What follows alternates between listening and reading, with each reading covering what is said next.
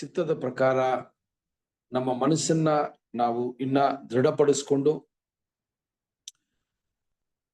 ಕ್ರಿಸ್ತನ ಹೆಜ್ಜೆ ಜಾಡಿಯಲ್ಲಿ ನಡೆಯೋದಕ್ಕೆ ನಮಗೆ ದೇವರು ಕೊಟ್ಟಿರುವಂತ ಎಲ್ಲಾ ಸಹಾಯಕ್ಕಾಗಿ ಕೂಡ ಈ ದಿನದಲ್ಲಿ ನಾವು ದೇವರಿಗೆ ಕೃತಜ್ಞತೆ ಸಲ್ಲಿಸುತ್ತಾ ಈ ಒಂದು ಕೂಟವನ್ನ ಪ್ರಾರಂಭ ಮಾಡೋಣ. ನಮ್ಮ ಮಧ್ಯದಲ್ಲಿರುವ ಸಹೋದರ ಯಲ್ಲಪ್ಪ ಬ್ರದರ್ ಪ್ರಾರ್ಥನೆ ಮಾಡಬೇಕು ಅಂತ ಕೇಳ್ಕೊತೀನಿ. ಸರಿ ಬ್ರದರ್, ಮಾಡ್ತೀನಿ. ಪ್ರಾರ್ಥನೆ ಮಾಡಿಕೊಳ್ಳೋಣ. ಮಹೋನ್ನತನೋ ಸರ್ವಶಕ್ತನೋ ಅಗಮ್ಯ ಬೆಳಕಿನಲ್ಲಿ ವಾಸ ಮಾಡುವ ನಿಮ್ಮ ಪರಿಶುದ್ಧ ನಾಮಕ್ಕೆ ಮಹಿಮೆ ಉಂಟಾಗದಪ್ಪ ತಂದೆ. ನಮ್ಮನ್ನು ಇದುವರೆಗೆ ಕಾಯ್ದು ಕಾಪಾಡಿ ಒಂದು ಜೀವಿತರ ಸಂಖ್ಯೆ ಇಟ್ಟು ನಮ್ಮನ್ನು ಇದುವರೆಗೆ ನಡೆಸಿದ್ದಕ್ಕಾಗಿ ಸಹ ಧನ್ಯವಾದ ತಂದೆ. ನಿನ್ನ ಚಿತ್ತಕ್ಕೆ ವಿರುದ್ಧವಾಗಿ ನಾವು ಏನಾದರೂ ತಪ್ಪು ಮಾಡಿ ನಮ್ಮ ಕ್ಷಮಿಸಿ, ಮುಂದೆ ನಿಮ್ಮ ಚಿತ್ತ ಏನು ಸರಿಯಾಗಿ ನಾವು ತಿಳ್ಕೊಂಡು ಜೀವಿಸಲಿಕ್ಕೆ ಸಹಾಯ ಮಾಡಪ್ಪ ತಂದೆ. ಆದಿಯಿಂದ ಅಂತ್ಯದವರೆಗೂ ತಂದೆ ಈ ಕೂಟದಲ್ಲಿ ನಿಮ್ಮ ಪ್ರಸನ್ನತೆ ಇರಲಿ ತಂದೆ. ಇನ್ನು ಯಾವ ಸಹೋದರರ ಬಂದಿಲ್ಲ ತಂದೆ, ಅವ್ರಿಗೆ ಸಹ ತಂದೆ ಬರಲಿಕ್ಕೆ ಸಹಾಯ ಮಾಡಪ್ಪ ತಂದೆ. ಇವತ್ತಿನ ವಾಕ್ಯವನ್ನು ತಿಳಿಸುವಂತ ಸಹೋದರಿಗೋಸ್ಕರ ಅವರ ಕುಟುಂಬಕ್ಕೋಸ್ಕರ ಸಹ ಬೇಡ್ಕೊಂಡೇನೆ ತಂದೆ. ನಿಮ್ಮ ಮಹಾಕೃಪೆಯಿಂದ ಇದುವರೆಗೆ ಅವರಿಗೆ ಬೇಕಾದ ಜ್ಞಾನ ಆರೋಗ್ಯ ಕೊಟ್ಟು ನಡೆಸಿದ ಹಾಗೆ ತಂದೆ, ಮುಂದೂ ಸಹ ತಂದೆ ನಿಮ್ಮ ಚಿತ್ತ ಅಂತ ನಡೆಯಲಿಕ್ಕೆ ಸಹಾಯ ಮಾಡಪ್ಪ ತಂದೆ. ನಿಮ್ಮ ಪವಿತ್ರ ಆತ್ಮರ ಸಹಾಯದಿಂದ ಇವತ್ತು ನಮಗೆಲ್ಲರಿಗೂ ನಿಮ್ಮ ವಾಕ್ಯವನ್ನು ತಿಳಿಸುವ ಹಾಗೆ ತಂದೆ ಅವರಿಗೆ ಕೃಪೆ ಕೊಟ್ಟು ನಡೆಸಪ್ಪ ತಂದೆ. ನಾವು ವಾಕ್ಯವನ್ನು ಕೇಳಿ ತಂದೆ, ಆ ವಾಕ್ಯದ ಪ್ರಕಾರ ನಡೆದು ನಾವು ಸಹ ತಂದೆ ನಿಮ್ಮ ಚಿತ್ತ ಏನು ಸರಿಯಾಗಿ ತಿಳಿದುಕೊಂಡು ನಮ್ಮ ಓಟ ನಾವು ಓಡಿ ಮುಗಿಸೋ ಹಾಗೆ ತಂದೆ ನಮ್ಮೆಲ್ಲರಿಗೂ ಕೃಪೆ ಕೊಟ್ಟು ನಡೆಸ್ತಂದೆ. ಹೌದಪ್ಪ ತಂದೆ, ನಿಮ್ಮ ಕೃಪೆ ನಿಮ್ಮ ಸಹಾಯ ಇಲ್ಲದೆ ನಾವೇನು ಮಾಡ್ಲಿಕ್ಕೂ ಸಾಧ್ಯನೇ ಇಲ್ಲಪ್ಪ ತಂದೆ. ಆದರೆ ಯಾಕಂದ್ರೆ ತಂದೆ, ಮಣ್ಣು ಧೂಳು ಅಲ್ಪರು ಆಯ್ದಂತ ನಮ್ಮನ್ನು ಆಯ್ದುಕೊಂಡು ಈ ಲೋಕದಿಂದ ಒಂದು ಚಿಕ್ಕ ಗುಂಪಿನಲ್ಲಿ ನಮ್ಮನ್ನು ಸೇರಿಸಿ ನೀವು ಮಾಡಿದ ಸಂಕಲ್ಪದಲ್ಲಿ ನಮಗೂ ಒಂದು ಪಾಲು ಕೊಟ್ಟು ತಂದೆ ಇದುವರೆಗೆ ಕೃಪೆ ಕೊಟ್ಟು ನಡೆಸಿದ್ಯಲ್ಲ ತಂದೆ. ಈ ಕೃಪೆಗಾಗಿ ನಿಮ್ಮ ಸಹಾಯಕ್ಕಾಗಿ ತಂದೆ ಕೋಟಿ ಧನ್ಯವಾದ ತಂದೆ. ಮುಂದೆ ಏನೇ ಇದ್ರು ಸಹ ತಂದೆ ನಾವೆಲ್ಲರೂ ನಿಮ್ಮ ಚಿತ್ತ ಏನು ಸರಿಯಾಗಿ ತಿಳಿದುಕೊಂಡು ನಿಮ್ಮ ಚಿತ್ತದಲ್ಲಿ ಸಹಾಯ ಮಾಡು ತಂದೆ. ಇದುವರೆಗೆ ನನ್ನ ಪ್ರಾರ್ಥನೆ ಕೇಳೋದಕ್ಕಾಗಿ ಸಹ ಧನ್ಯವಾದ. ಈ ಚಿಕ್ಕ ಪ್ರಾರ್ಥನಾ ನಮ್ಮೆಲ್ಲರ ರಕ್ಷಕನಾದ ಯೇಸು ಕ್ರಿಸ್ತ ನಾಮದಲ್ಲಿ ಬಿಡುತ್ತೀವಿ, ನಮ್ಮ ಜೀವಳ ಪರಲೋಕ ತಂದೆ. ಆಮೇನ್. ಧನ್ಯವಾದ ಸಹೋದರರೇ. ಈ ದಿನದಲ್ಲೂ ಕೂಡ ನಾವು ಅಪೊಸ್ತಲರ ಕಾರ್ಯಗಳಲ್ಲಿ ನಾವು 8ನೇ ಅಧ್ಯಾಯದ ಒಂದು ಭಾಗದಲ್ಲಿ ಇದ್ದೀವಿ. ಇಲ್ಲಿ ಈ ಒಂದು ಮೀಟಿಂಗ್ ಅಲ್ಲಿ ಸೇರಿರುವ ಎಲ್ಲಾ ಸಹೋದರರು ಇದನ್ನ ಕಂಟಿನ್ಯೂಸ್ ಆಗಿ ನಾವು ಕೇಳ್ಕೊ ಬರ್ತಾ ಇದ್ವಿ. 1-2 ವಾರ ಅಥವಾ ಕ್ಲಾಸಸ್ ಮಿಸ್ ಆದ್ರೂ ಕೂಡ ನಾವು ಅತಿ ಹೆಚ್ಚಾಗಿ ಈ ಒಂದು ಪಾಠಗಳನ್ನ ಮಿಸ್ ಮಾಡದೆ ಕೇಳಿದ್ದೀವಿ. ಸೊ ಅದಕ್ಕೂ ಕೂಡ ನಾವು ದೇವರಿಗೆ ಕೃತಜ್ಞತೆಯನ್ನ ಸಲ್ಲಿಸೋರಾಗಿದ್ದೀವಿ. ಸೊ ನಿಮ್ಮ ಒಂದು ಪ್ರೆಸೆನ್ಸ್, ನಿಮ್ಮ ಒಂದು ಸಹಕಾರ, ಈ ಒಂದು ಕ್ಲಾಸಸ್ ಮಾಡೋದಕ್ಕೆ ನೀವು ಕೊಡುವ ಸಹಕಾರನೇ ನಮಗೆ ಒಂದು ವಾಕ್ಯಗಳನ್ನ ಓದಿ ದೇವರ ಕೃಪೆಯನ್ನ, ದೇವರ ಪವಿತ್ರಾತ್ಮನ ಬಲದಿಂದ ಅದನ್ನ ಹೇಳೋದಿಕ್ಕೆ ದೇವರು ನಮ್ಗೆ ಕೃಪೆ ಮಾಡ್ತಾರೆ. ಸೊ ಅದಕ್ಕೆ ನೀವು ಕೂಡ ಕಾರಣರಾಗಿದ್ದೀರಾ. ಸೊ ಆ ರೀತಿಯಲ್ಲಿ ಈ ದಿನ ಕೂಡ ಸಹೋದರರೇ, ನಾವು ಯೇಸು ಕ್ರಿಸ್ತನ ಮರಣ ನಂತರ ಅಪೊಸ್ತಲರು ಯಾವ ರೀತಿ ಆದಿ ಸಭೆಯನ್ನ, ಪ್ರಾರಂಭದ ಸಭೆಯನ್ನ ಕಟ್ಟಿದ್ರು, ಆ ಒಂದು ಸಭೆಯನ್ನ ಕಟ್ಟಬೇಕಾದ್ರೆ ಅಥವಾ ಪ್ರಾರಂಭ ಮಾಡಬೇಕಾದ್ರೆ ಎಂತ ಒಂದು ಕಷ್ಟಗಳನ್ನ, ಸಂಕಷ್ಟಗಳನ್ನ ಎದುರಿಸಿದ್ರು ಅಂತ ನಾವು ನೋಡಕ್ಕೇನೆ ಈ ಒಂದು ಅಪೊಸ್ತಲರ ಕ್ರಿಯೆಗಳನ್ನ ದೇವರು ನಮಗೆ ಬರೆದಿಟ್ಟಿದ್ದಾರೆ. ಈ ಒಂದು ಪ್ರಾರಂಭದ ಸಭೆಯಲ್ಲಿ ಎಂತ ರೀತಿಯ ಒಂದು ಸಂಕಷ್ಟಗಳು ಅಥವಾ ಯಾವ ರೀತಿಯ ಒಂದು ವಿಧಾನಗಳನ್ನ ದೇವರು ಬಳಸಿ ಆ ಸತ್ಯವನ್ನು, ಆ ಒಂದು ವಿಶೇಷವಾದ ಬೆಳಕನ್ನು ಆ ಸಭೆಗೆ ಕೊಡೋದಿಕ್ಕೆ ಅದ್ಭುತಗಳ ಕಾರ್ಯಗಳು, ಅನೇಕ ಒಂದು ಅದ್ಭುತಗಳು ಮತ್ತೆ ಸ್ವಸ್ಥತೆಗಳನ್ನ ಮಾಡಿ ಆ ಸತ್ಯದ ಬೆಳಕು ಒಬ್ಬನಿಗೆ ಆಕರ್ಷಣೆ ಆಗೋ ರೀತಿಯಲ್ಲಿ ಅದಕ್ಕೆ ಆ ಕಾಲ ಸಮಯಕ್ಕೆ ಬೇಕಾಗಿರುವಂತ ಒಂದು ವಿಧಾನಗಳನ್ನ ದೇವರು ಬಳಸಿಕೊಂಡ್ರು ಅಂತ ಕೂಡ ನಾವು ನೋಡ್ತೀವಿ. ಆದ್ರೆ ಯಾವಾಗ ದೇವರ ಕೃಪೆಯಿಂದ ಈಗಿರೋ ನಮಗೆ ದೇವರು ಈ ಸತ್ಯವೇದವನ್ನ ನಮ್ಮ ಕೈಯಲ್ಲಿ ಸುಲಭವಾಗಿ ಸಿಗೋದಿಕ್ಕೆ ಅವರ ಕೃಪೆ ತೋರಿಸಿದ್ರು, ಆವಾಗ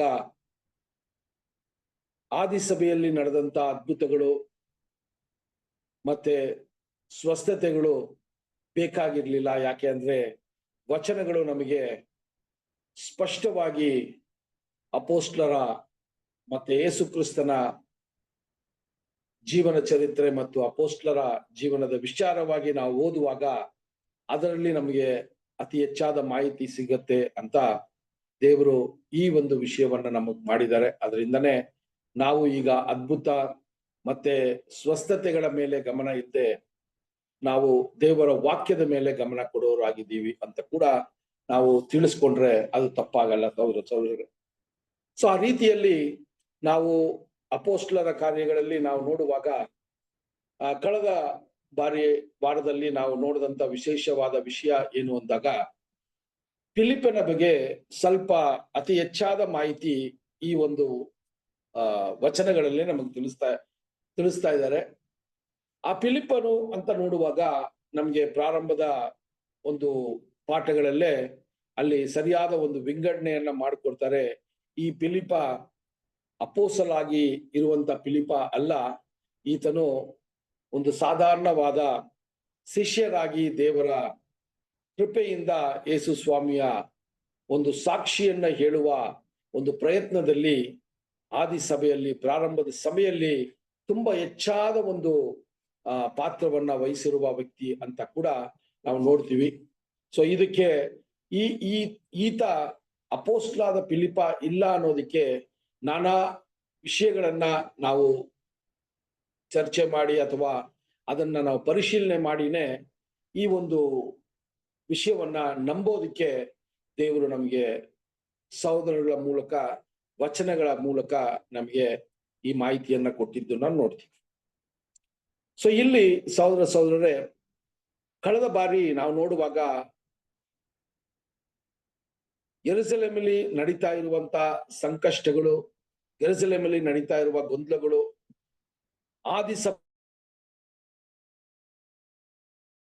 ಯೇಸು ಕ್ರಿಸ್ತನು ಸತ್ತು ಆ ಸತ್ತ ಒಂದು ವರ್ಷದಲ್ಲೇ ಇಷ್ಟು ಒಂದು ವಿರೋಧಗಳನ್ನ ಸಭೆ ಸಂಧಿಸಬೇಕಾಗಿತ್ತು ಅಥವಾ ಅದನ್ನ ಅವರು ಫೇಸ್ ಮಾಡಬೇಕಾಗಿತ್ತು ಅಂತ ಕೂಡ ನೋಡ್ತೀವಿ.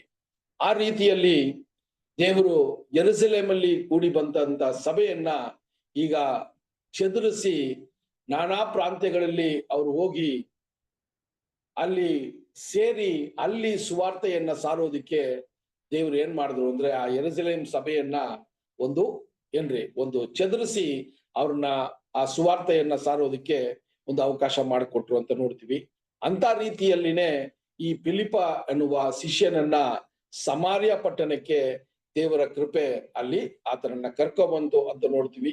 ಆ ಸಮಾರ್ಯ ಪಟ್ಟಣದಲ್ಲಿ ಫಿಲಿಪ್ಪನು ಅನೇಕ ಅದ್ಭುತ ಕಾರ್ಯಗಳನ್ನ ಸ್ವಸ್ಥತೆಗಳನ್ನ ಮಾಡಿ ದೇವರ ಯೇಸು ಕ್ರಿಸ್ತನು ಮೆಸ್ಸಾಯ ಅಥವಾ ದೇವರ ಮಗನು ಅಂತ ಹೇಳಿ ಅವ್ರನ್ನ ನಂಬಿ ಅವರು ದೀಕ್ಷಾಸ್ಥಾನ ತಗೊಂಡಿರೋ ವಿಷಯಗಳೆಲ್ಲ ನಾವು ನೋಡ್ತೀವಿ.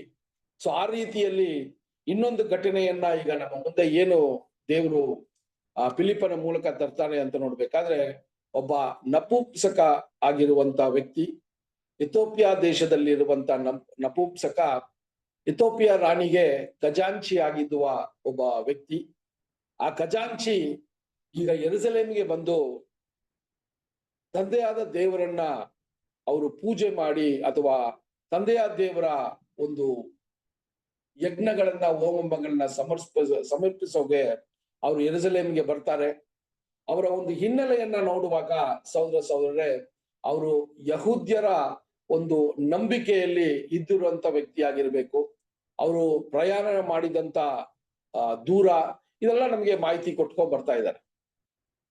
ಆ ರೀತಿಯಲ್ಲಿ ಈ ನಪುಂಸಕ ಈಗ ಯೆರೂಸಲೇಮಿಗೆ ಬಂದು ಯಹೂದ್ಯರ ಸಂಪ್ರದಾಯದ ಪ್ರಕಾರ ಅಥವಾ ದೇವರ ಆಜ್ಞೆಗಳ ಪ್ರಕಾರ ಆ ಯಜ್ಞಗಳನ್ನ ಹೋಮಗಳನ್ನ ಮುಗಿಸಿ ಈಗ ಯೆರೂಸಲೇಮಿನಿಂದ ಮತ್ತೆ ಅವರು ಅವರ ದೇಶಕ್ಕೆ ಹಿಂತಿರುಗಿ ಹೋಗುವ ಒಂದು ಸಂದರ್ಭ. ಆಗ ಫಿಲಿಪ್ಪನು ಸಮಾರ್ಯದಿಂದ ಯೆರೂಸಲೇಮಿಗೆ ಬಂದಿರ್ತಾರೆ. ಯೆರೂಸಲೇಮಲ್ಲಿ ಈಗ ಫಿಲಿಪ್ಪನು ಇರುವಾಗ ದೇವರ ಆತ್ಮವು ಆತನಲ್ಲಿ ಏನು ಒಂದು ಪ್ರೇರಣೆಯನ್ನ ಕೊಡ್ತದೆ ಅಂತ ನೋಡ್ಬೇಕಾದ್ರೆ, ಅಲ್ಲಿ ಆ ಒಂದು ರಥದಲ್ಲಿ ಇರುವಂತ ವ್ಯಕ್ತಿಯನ್ನ ನೀನು ಹೋಗಿ ಭೇಟಿ ಮಾಡಿ ಆ ವ್ಯಕ್ತಿಯ ಜೊತೆ ನೀನು ಮಾತನಾಡಿ ಈ ಸುವಾರ್ತೆಯನ್ನ ನೀನ್ ಸಾರ್ಬೇಕು ಅನ್ನುವ ಒಂದು ವಿಚಾರವನ್ನ ಅಲ್ಲಿ ಹೇಳುವಂತದ್ದಾಗಿದೆ.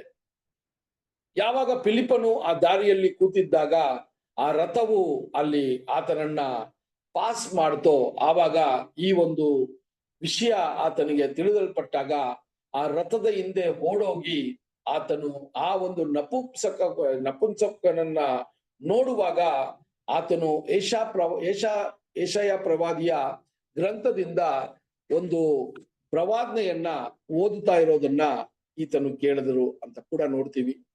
ಆ ಒಂದು ಪ್ರವಾದನೆಯಲ್ಲಿ ಬರೆದಿರುವಂತ ವಿಷಯಗಳನ್ನ ಆ ಒಂದು ನಪುಂಸಕ ಜೋರಾಗಿ ಓದುತ್ತಾ ಇದ್ರು ಕೂಡ ಆ ಒಂದು ವಿಷಯದ ಬಗ್ಗೆ ಆತನಿಗೆ ಅಷ್ಟು ಮಾಹಿತಿ ಅಥವಾ ಅರಿವು ಇರ್ಲಿಲ್ಲ ಅಂತ ನೋಡ್ತೀವಿ. ಆವಾಗ ಅಲ್ಲಿ ಫಿಲಿಪ್ಪನು ಅಲ್ಲಿ ಕೇಳುವಾಗ ಅಲ್ಲಿ ಒಂದು ವಿಷಯವನ್ನ ಕೇಳ್ತಾರೆ, ನೀನ್ ಓದಿದಂತ ಈ ವಾಕ್ಯಗಳು ನಿನ್ಗೆ ಏನಾದ್ರೂ ಅರ್ಥ ಆಯ್ತಾ ಅಂತ ಹೇಳುವಾಗ ಅಲ್ಲಿ ಆ ಒಂದು ನಪುಂಸಕನು ಎಂತ ಒಂದು ಗುಣಗಳನ್ನ ತೋರಿಸ್ತಾರೆ ಅಂದ್ರೆ, ಆತನ ಒಂದು ಏನ್ರಿ ಸ್ಥಾನಮಾನ, ಆತನಿಗೆ ಇರುವಂತ ಐಶ್ವರ್ಯವಂತಿಕೆ, ಆತನಿಗೆ ಇರುವಂತ ಒಂದು ಮರ್ಯಾದೆ, ಇದೆಲ್ಲಾನು ಆತನಿಗೆ ಗಮನ ಇಲ್ಲದೆ ಆತನ ಹೇಳ್ತಾರೆ, ಯಾರಾದ್ರೂ ಈ ವಿಷಯಗಳನ್ನ ನನಗೆ ತಿಳಿಸದೆ ನನಗೆ ಹೆಂಗೆ ದೇವರ ವಿಷಯಗಳು ಅರ್ಥ ಆಗತ್ತೆ ಅನ್ನುವ ಒಂದು ಮೀಕ್ನೆಸ್ ಅಲ್ವಾ, ಶಾಂತತೆಯನ್ನ ಅಲ್ಲಿ ತೋರಿಸುವಂತದ್ದಾಗಿದೆ ಸಹೋದರರೇ. ಇದೆಲ್ಲ ನಾವು ಕೇಳ್ಕೊ ಬರುವಾಗ ನಮ್ಮಲ್ಲಿ ಈ ಒಂದು ವಿಷಯಗಳು ಅದು ಬೆಳೀತಾ ಇದೆಯಾ ಅನ್ನೋದಕ್ಕೆ ನಾವು ಈ ವಚನಗಳನ್ನ ನೋಡುವಾಗ ಇದು ನಮಗೆ ಹೋಲಿಕೆ ಮಾಡಿಕೊಂಡು ಈ ವಚನಗಳು ನಮಗೆ ಒಂದು ಒಂದು ಮಿರರ್ ತರ ನಮ್ಮ ಮುಂದೆ ಒಂದು ಶೀಶೆ ತರ ಇದು ಇದೆ. ನಾವು ಮಾತಾಡ್ತಾ ಇರುವಾಗಲೇ ಈ ಒಂದು ಒಳ್ಳೆಯ ಸ್ವಭಾವಗಳನ್ನ ನಾವು ಸತ್ಯವೇದದಲ್ಲಿ ಓದುವಾಗ ಅದು ನಮಗೆ ಕೂಡ ಬೇಕಾಗಿರುವಂತದ್ದು ಅಂತ ಕೂಡ ನಾವು ಅದನ್ನ ಗಮನ ಕೊಡುವಂತ ಒಂದು ವ್ಯಕ್ತಿಗಳಾಗಿರ್ಬೋದು ಅಂತ ಕೂಡ ನೋಡ್ತೀವಿ. ಸೊ ಆ ರೀತಿಯಲ್ಲಿ ಕಳೆದ ವಾರದಲ್ಲಿ ಇಷ್ಟು ವಿಷಯಗಳ ನಪುಂಸಕ ಹೇಳಿದಂತ ಮಾತಿಗೆ ಈಗ ಸಹೋದರರೇ ನಪುಂಸಕ ಕೇಳ್ತಾರೆ, ಈ ಯೆಶಾಯ ಪ್ರವಾದಿಯಲ್ಲಿ ಬರೆದಂತ ಈ ಒಂದು ಪ್ರವಾದನೆ ಯೆಶಾಯ ಪ್ರವಾದಿಯ ಬಗ್ಗೆ ಮಾತಾಡ್ತದ ಅಥವಾ ಬೇರೆ ಯಾರಾದ್ರೂ ಬಗ್ಗೆ ಮಾತಾಡ್ತದ ಅಂತ ಒಂದು ಪ್ರಶ್ನೆ ಆಗ್ತದೆ. ಈಗ ಫಿಲಿಪ್ಪನು ಇಷ್ಟೊತ್ತು ಆತನು ಪ್ರಶ್ನೆ ಮಾಡಿ ಆ ಒಂದು ವಾಕ್ಯವು ಅರ್ಥ ಆಯ್ತಾ ಅಂತ ಪ್ರಶ್ನೆ ಮಾಡಿ ಆ ನಪುಂಸಕ ಹೇಳುವ ಮಾತಿಗೆ ತುಂಬಾ ಗಮನವನ್ನ ಕೊಟ್ಟು ಈಗ ನಪುಂಸಕ ಒಂದು ಪ್ರಶ್ನೆ ಹಾಕುವಾಗ ಈಗ ಫಿಲಿಪ್ಪನು ಒಂದು ಉತ್ತರವನ್ನ ಕೊಡಕ್ಕೆ ಪ್ರಾರಂಭ ಮಾಡ್ತಾನೆ. ಒಂದು ದೀರ್ಘವಾದ ಒಂದು ವಿಷಯವನ್ನ ತಿಳಿಸೋದಕ್ಕೆ ಪ್ರಾರಂಭ ಮಾಡ್ತಾನೆ. ಸೊ ಇವತ್ತು ಅಪೊಸ್ತಲರ ಕ್ರಿಯೆಗಳು 8ನೇ ಅಧ್ಯಾಯ 35ನೇ ವಚನದಿಂದ ನಾವು ಈ ಒಂದು ಪಾಠವನ್ನ ಪ್ರಾರಂಭ ಮಾಡೋಣ. ಅಪೊಸ್ತಲರ ಕ್ರಿಯೆಗಳು 8ನೇ ಅಧ್ಯಾಯ 35ನೇ ವಚನ. ಫಿಲಿಪ್ಪನನ್ನು ಕೇಳಲು ಫಿಲಿಪ್ಪನು ಉಪದೇಶಿಸುವುದಕ್ಕೆ ತೊಡಗಿ ಅದೇ ವಚನವನ್ನು ಆಧಾರ ಮಾಡಿಕೊಂಡು ಅವನಿಗೆ ಯೇಸುವಿನ ವಿಷಯವಾದ ಸುವಾರ್ತೆಯನ್ನು ತಿಳಿಸಿದನು. ಸರಿ. ಸೊ ಇಲ್ಲಿ ತುಂಬಾ ಕ್ಲಿಯರ್ ಆಗಿ ನಮಗ್ ಗೊತ್ತಾಯ್ತು. ಈಗ ಫಿಲಿಪ್ಪನು ಆ ಒಂದು ಪ್ರಶ್ನೆ ಹಾಕಿರುವ ಒಂದು ಮನುಷ್ಯನಿಗೆ ಈಗ ಉತ್ತರಿಸಲು ಪ್ರಾರಂಭ ಮಾಡಿದ್ರು. ಇವರ ಉತ್ತರ ಹೆಂಗಿತ್ತು ಅಂದ್ರೆ, ಒಂದು ಸುವಾರ್ತೆ ಅಂತ ಒಂದು ವಿಷಯವನ್ನ ನೋಡ್ತೀವಿ, ಅಲ್ಲಿ ಗಾಸ್ಪಲ್ ಅಂತ ನೋಡ್ತೀವಿ. ಸೊ ಆ ಸುವಾರ್ತೆ ಹೆಂಗಿತ್ತು ಅಂದ್ರೆ, ಯೇಸು ಕ್ರಿಸ್ತನೇ ನೀವು ಅಥವಾ ಇಸ್ರೇಲ್ ಜನಾಂಗದವರು ಅಪೇಕ್ಷಿಸಿರುವಂತ ಮೆಸಾಯ ಅಂತ ತಿಳಿಸೋದೆ ಆ ಒಂದು ಸುವಾರ್ತೆಯ ವಿಷಯವಾಗಿತ್ತು.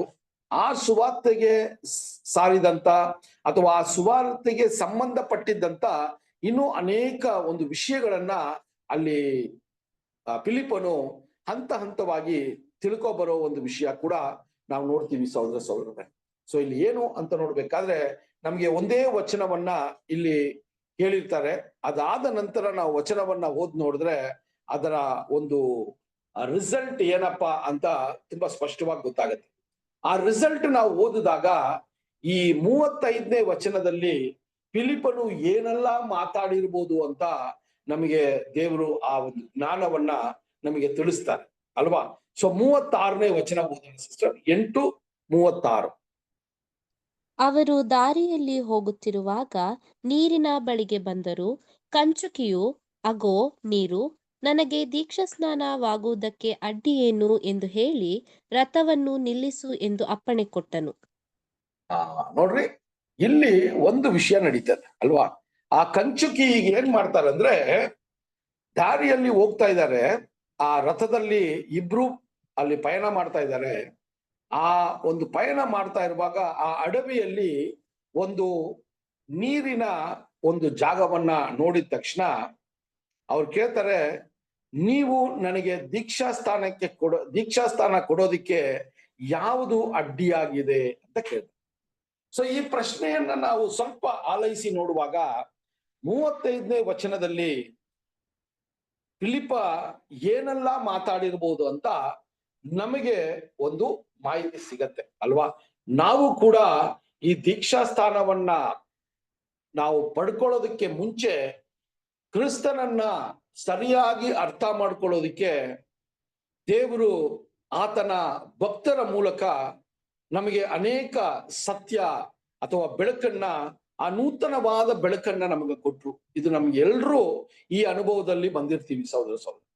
ಸೊ ಅದನ್ನೇ ಸಹೋದರಗಳು ಏನ್ ಮಾಡ್ಬಿಟ್ರು ಅಂದ್ರೆ, ಒಂದು 52 ಏನಂತ ಒಂದು ಪಾಠಗಳನ್ನ ನಮಗೆ ತಯಾರಿಸಿ ಆ ಪಾಠಗಳನ್ನ ಸರಿಯಾದ ರೀತಿಯಲ್ಲಿ ನಮಗೆ ತಿಳಿಸಿದ್ರು.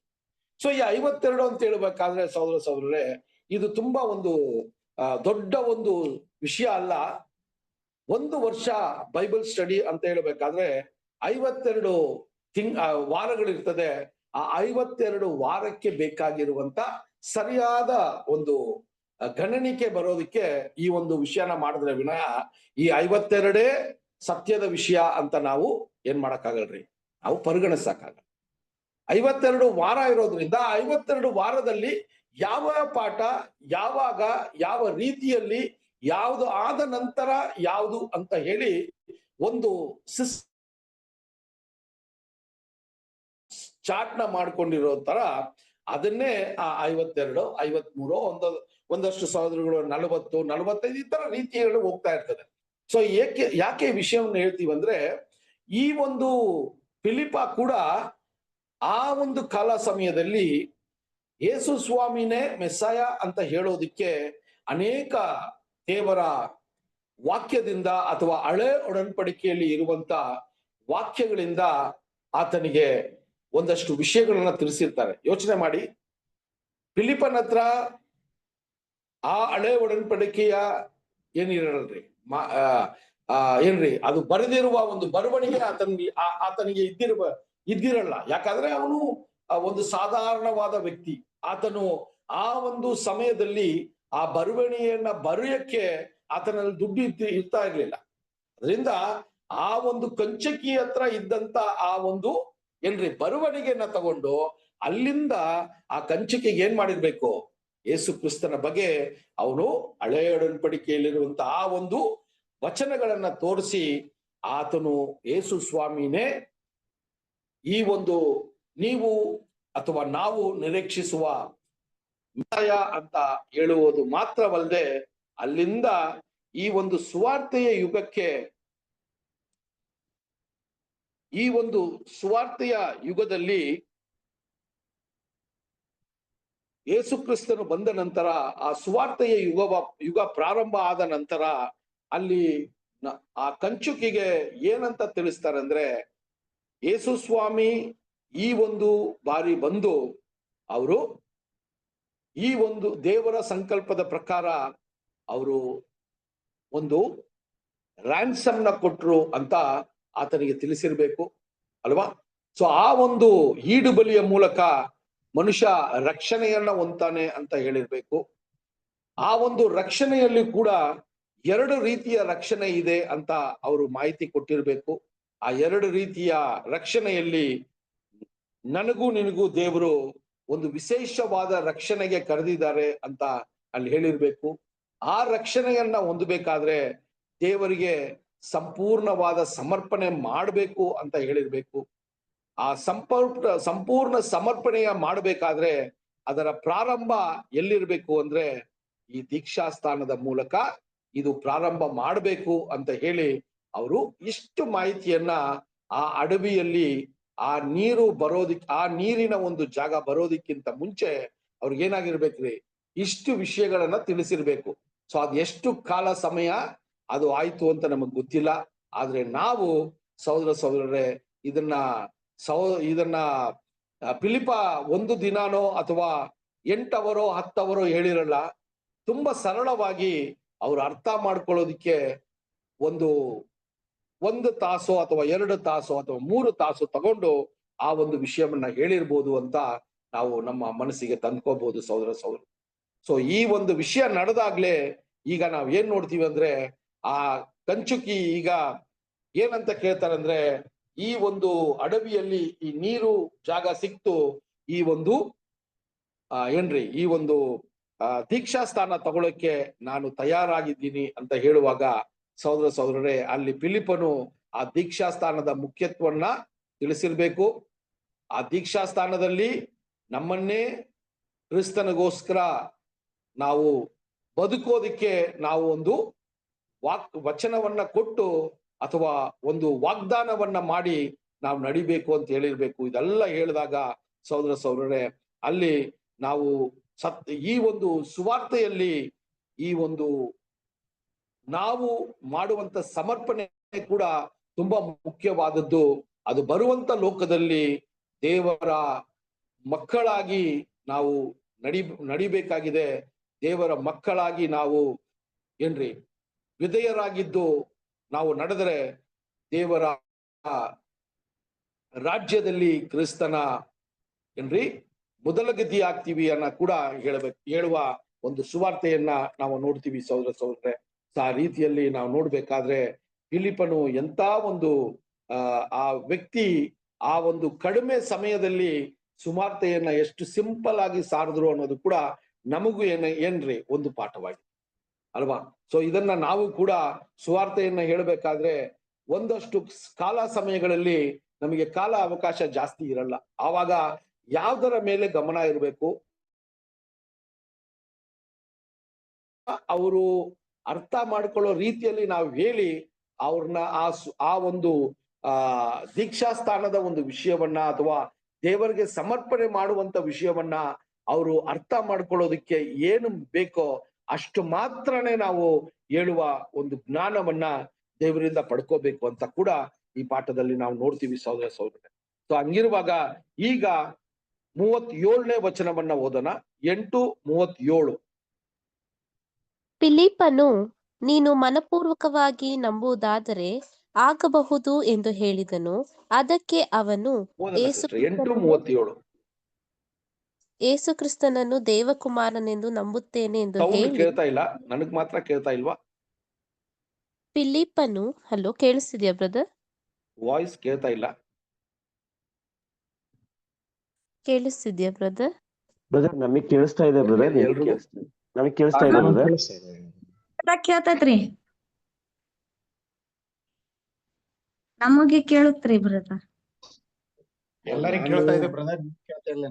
ನನ್ ವಾಯ್ಸ್ ಕೇಳ್ತಾ ಇದೆಯಾ? ಹೌದೌದು, ಕೇಳ್ತಾ ಇದೆ. ಸಿಸ್ಟರ್ ಅವ್ರು ಓದೋದೆಲ್ಲ ನಮ್ಗೆ ಕೇಳಿಸ್ತಾ ಇದೆ ಎಲ್ಲರಿಗೂ. ಕೇಳ್ಸತ್ರಿ? ಇಲ್ಲ, ನನಗ್ ಕೇಳ್ತಾ ಇಲ್ಲ. ಒಂದ್ ವೇಳೆ ನಂದೇನೋ ಪ್ರಾಬ್ಲಮ್ ಇದೆ ಅನ್ಸತ್ತೆ. ನಾನು ಸ್ವಲ್ಪ ನಾನು ಎಕ್ಸಿಟ್ ಆಗಿ ನಾನು ಒಳಗ್ ಬರ್ತೀನಿ, ಸೊ ದಟ್ ನನಗೂ ಇದಾಗತ್ತೆ. 1 ನಿಮಿಷ. ಸರಿ. ನನಗ್ ಕೇಳ್ತಾ ಇಲ್ಲ. 8ನೇದೇ ಬ್ರದರ್ ಹೇಳ್ರಿ, ಓದೋಣ.